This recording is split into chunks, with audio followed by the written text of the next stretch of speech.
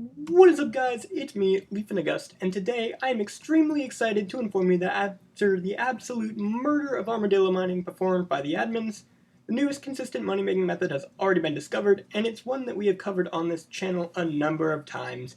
Here is to worm fishing. Now, if you want some more in-depth info on how to find worm fishing spots and which armor and rod to use, check out my latest worm fishing tutorial. This is what I'm using right now. Just got magma wood armor, the bunch of fishing equipment, and the hellfire rod.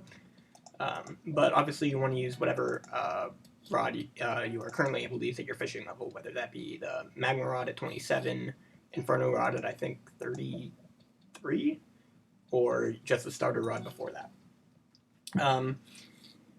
But this video will just be fishing on worm fishing itself. So a few things may be outdated from that last video, but almost everything should still be accurate. And just know that in order to fish up worms, you have to be fishing in a lava source block in the precursor remnants area of the Crystal Hollows.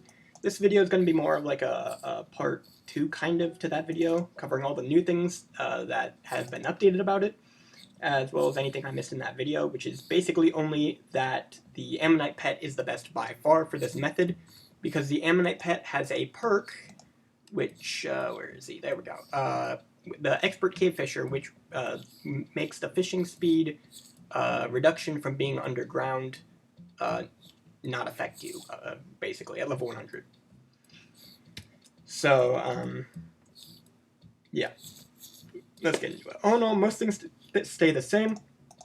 You're still going to be using a lava rod to fish up the worms into a little pit behind you, and then clearing them out when you hit mob cap, which is 60 mobs, and starting again. But there are a few important differences to today's worm fishing strategies. One of the main new changes to worm fishing is the loot share mechanic. It makes it so that anyone who assists on a kill has a 1/5 reduced chance to get the drops from that mob. This makes it so that all you have to do basically is hit the worms behind you once or twice with a Dreadlord sword, and then someone else can kill them and you still get the drops from it, even if you're not the one that fished it up. And a higher looting level increases the amount of drops everyone gets. So you're going to want the person with the highest looting weapon in your party, which whether that be 5 or 4, to kill the worms so that you can all get the most drops from it.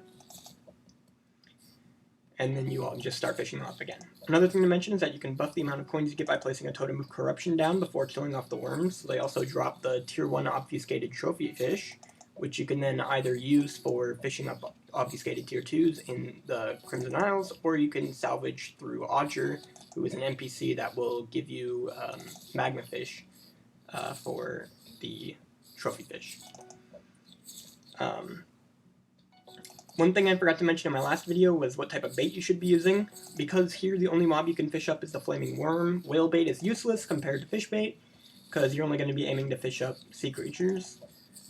Just this one sea creature. And if you don't have a high sea creature chance, I recommend you use glowy chum bait, as it boosts your sea creature chance by 3 in addition to giving you 25 fishing speed.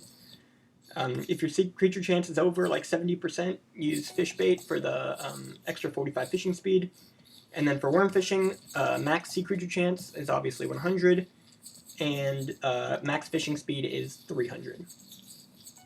The final tips I would give is to either drink or have someone splash the party with a mushed glowy tonic, which you can purchase from Moby in the glowing mushroom cave on the desert island. It'll increase your fishing speed by 30 while it's in effect. And also vote for Marina.